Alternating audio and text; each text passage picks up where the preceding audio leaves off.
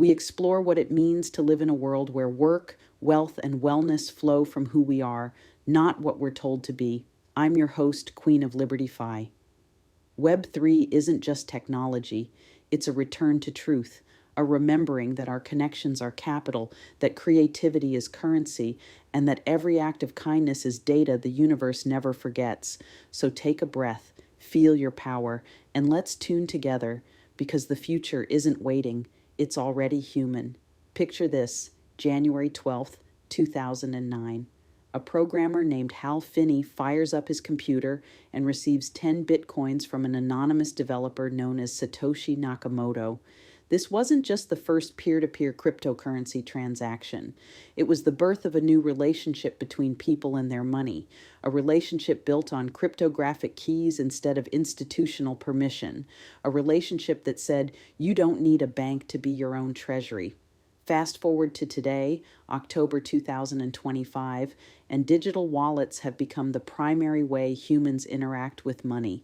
According to current research, more than half of all online transactions worldwide now flow through digital wallets. That's a seismic shift. We're watching the infrastructure of wealth itself transform before our eyes. But here's what most people miss. There are actually two revolutions happening simultaneously. One involves traditional digital wallets like Apple Pay, Google Pay, and PayPal, which digitize existing financial systems. The other involves cryptocurrency wallets that fundamentally reimagine what ownership means. Both matter. Both deserve our attention, and understanding the difference between them is critical to navigating the emerging digital economy. Let's start with the basics. What is a digital wallet, really? Think of it as an application that organizes and manages your financial instruments. Just like a physical wallet holds your cash and cards, a digital wallet holds information that gives you access to your assets. But here's where it gets interesting, especially with cryptocurrency wallets. They don't actually store your coins. Instead, they store cryptographic keys that prove ownership of assets living on a blockchain. Imagine your cryptocurrency existing as bits of data scattered across a massive distributed database. Your wallet doesn't contain those bits. It contains the keys that find them, add them up, and let you control them. It's a fundamentally different model than depositing money in a bank vault. You're not trusting an institution to hold your wealth. You're holding mathematical proof of ownership. This brings us to the most important concept in digital wallet security, the two-key system. Every wallet operates on dual-key cryptography. Your public key is like your email address or bank account number. You can share it freely. People use it to send you cryptocurrency. It identifies you on the blockchain without compromising your security. Your private key, however, is completely different. Think of it as the password to your entire financial universe. Anyone with access to your private key can transfer all your assets immediately. No verification call, no fraud protection department, no institutional safety net, just instant, irreversible transfer of value. This is where traditional finance and decentralized finance diverge dramatically. With traditional digital wallets, you rely on institutional protections. If someone steals your credit card information, you call the bank. They reverse the charges, the system absorbs the loss. With cryptocurrency wallets, you are the institution. You are the security department. You are the final authority. This isn't a design flaw. It's the feature that enables true economic sovereignty, but it requires a fundamentally different mindset about responsibility. Let's walk through how a transaction actually works. Say you want to send cryptocurrency to a friend. First, you enter their wallet address or scan their QR code. Then you specify the amount. Next comes the critical step. You sign the transaction with your private key. This creates a mathematical proof that you authorize the transfer without ever revealing the key itself. You add a transaction fee based on network conditions, then broadcast the whole package to the blockchain network for confirmation. The entire process takes seconds to minutes, depending on which network you're using. Compare that to traditional banking, where transfers can take multiple business days, and you start to see why this technology captivates people building the future of finance. Now, digital wallets come in two major categories: hot wallets and cold wallets.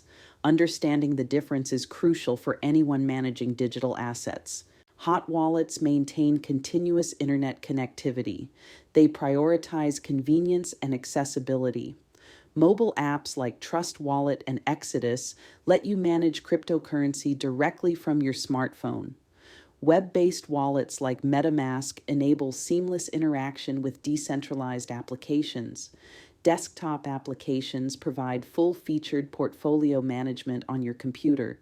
The advantages are clear: immediate access, user-friendly interfaces, lower barriers to entry for new users, and seamless integration with cryptocurrency exchanges. Hot wallets are perfect for amounts you use regularly, small transactions you need quick access to. But that convenience comes with trade-offs.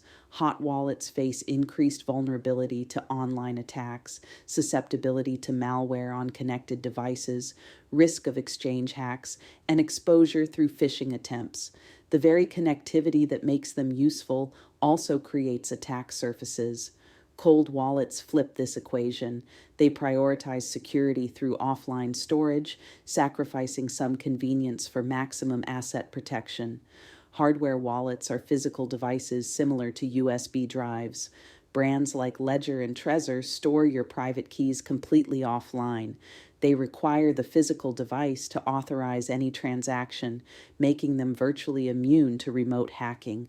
You can manage multiple cryptocurrencies on a single device, and even if your computer is compromised, your assets remain secure. Paper wallets represent the most extreme form of cold storage, private and public keys literally printed on paper. They're completely offline but vulnerable to physical theft, damage, or loss. They represent older technology with significant recovery challenges, and most experts no longer recommend them for mainstream users. The security advantage of cold wallets is undeniable. They're ideal for long-term storage, provide complete user sovereignty, eliminate reliance on third-party service providers, and protect against exchange platform failures. But they also reduce convenience for frequent transactions, carry higher initial costs, require more technical knowledge to set up, and create catastrophic risk if the device or recovery phrase is lost. So which should you use? The answer is probably both. Security experts recommend a tiered approach based on your holdings and usage patterns. For small amounts you access frequently, hot wallets with strong security practices work well. For medium amounts, hardware wallets provide excellent protection. For large holdings, consider multiple hardware wallets with geographically separated backups. For institutional or extremely large amounts, multi-signature wallets requiring multiple parties to authorize transactions become essential. This brings us to recovery mechanisms. Modern wallets typically use hierarchical deterministic technology, which generates all your wallet addresses from a single seed phrase. This is usually 12 or 24 words generated when you create the wallet. Here's what makes this simultaneously brilliant and terrifying. That seed phrase can regenerate your entire wallet on any compatible device. Every address, every private key. Complete restoration, which means that single phrase is literally the key to your financial kingdom. Lose it, and recovery becomes impossible. Your assets remain locked on the blockchain forever, mathematically inaccessible. No customer service line can help you. No password reset email exists. The wealth is gone. This is why security practices for digital wallets go far beyond typical password protection. Research confirms that reputable wallet providers employ multiple redundant security features, but cryptocurrency wallet users bear primary responsibility for protecting their private keys and seed phrases. The best practices are clear. Store seed phrases in physically secure locations like safe deposit boxes or home safes. Never store recovery phrases digitally unless encrypted with strong passwords. Maintain multiple backup copies in geographically separated locations. Never photograph or share seed phrases with anyone. Enable two-factor authentication on all hot wallet accounts. Prefer Authenticator app-based two-factor authentication over SMS-based methods. While SMS is better than nothing, it remains vulnerable to SIM swapping attacks. Authenticator apps using time-based one-time passwords provide superior security. Create strong, unique passwords for each wallet account, minimum 16 characters with mixed character types. Avoid password reuse across platforms. Use password managers like Bitwarden or 1Password to generate and store complex passwords securely. Be vigilant about phishing attempts. Never click links in unsolicited emails claiming to be from wallet providers. Always navigate directly to official websites by typing addresses manually. Verify website SSL certificates before entering credentials. And remember, legitimate providers never request your private keys or seed phrases. Anyone asking for those is running a scam. Now let's zoom out and see where all this fits in the broader transformation of economy and community. Digital wallets aren't just about storing value. They're about redefining what value means and how it flows between people. In tokenized communities and microeconomies, wallets become the interface between your contributions and your compensation. Your creative work becomes currency. Your participation becomes capital. Your reputation becomes an asset the network recognizes and rewards. This is the convergence we talk about on HUMN Node, where blockchain technology, digital identity, and civic tech create systems that restore dignity, purpose, and connection, where peer-to-peer transactions eliminate extractive intermediaries, where communities can create and circulate their own tokens representing local value, shared resources, mutual aid. Every digital wallet represents a vote for this future, a statement that says, I choose systems that serve human flourishing over institutional profit. I choose transparency over opacity. I choose sovereignty over dependency. And this movement is growing. As of today, digital wallets have achieved genuine mainstream adoption. They're managing not just payment cards and cryptocurrency, but loyalty programs, event tickets, travel documents, and in some jurisdictions, even identity credentials. The wallet is becoming a comprehensive personal management platform for financial and identity infrastructure.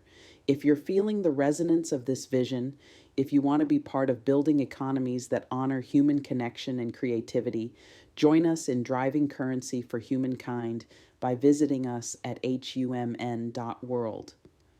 Because the future we're describing isn't theoretical.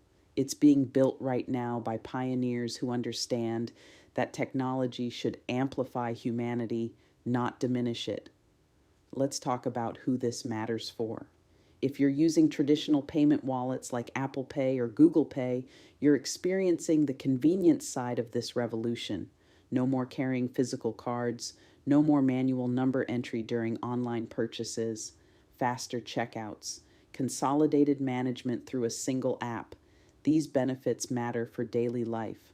But if you're exploring cryptocurrency wallets, you're stepping into something deeper. You're claiming the ability to participate directly in blockchain-based financial systems. You're protecting yourself against institutional failures or account freezes. You're enabling cross-border transactions without traditional banking infrastructure. You're exercising economic sovereignty in its purest form. For organizations managing digital assets, the requirements become even more sophisticated. Multi-signature security requiring multiple approvals, segregated duty structures preventing single-user access, comprehensive audit trails, integration with compliance systems, professional custody arrangements with specialized providers. The wallet landscape is also evolving rapidly. Emerging technologies like account abstraction wallets improve user experience through programmable security. Social recovery wallets enable account recovery through trusted contacts instead of relying solely on seed phrases. Self-custodial decentralized finance wallets enable direct participation in lending, borrowing, and yield generation protocols. Institutional custody solutions provide enterprise-grade security for organizational holdings. Different blockchain networks often require different wallet configurations. Bitcoin wallets can't directly manage Ethereum tokens. Network selection during setup proves critical. Cross-chain bridges and swaps introduce additional complexity. This fragmentation represents one of the current challenges in digital wallet user experience, though multi-chain wallets are increasingly addressing these issues. The regulatory landscape is also developing.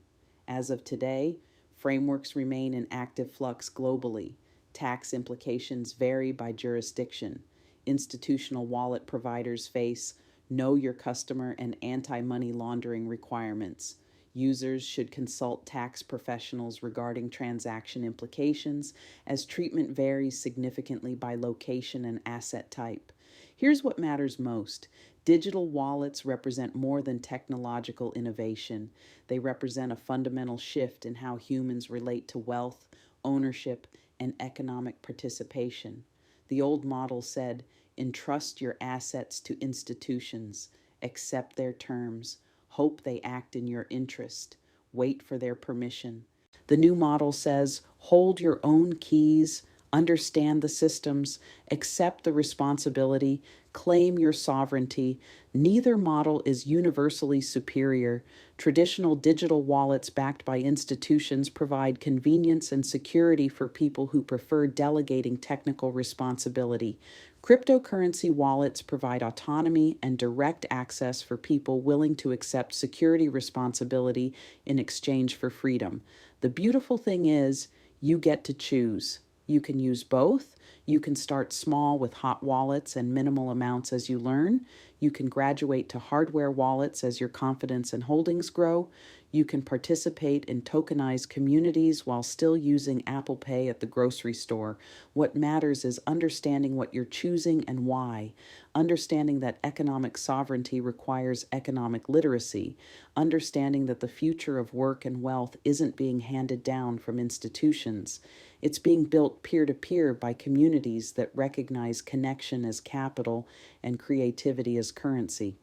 That first transaction between Satoshi and Hal Finney wasn't just about sending 10 bitcoins. It was about proving that humans could transfer value directly, peer-to-peer, without institutional intermediaries.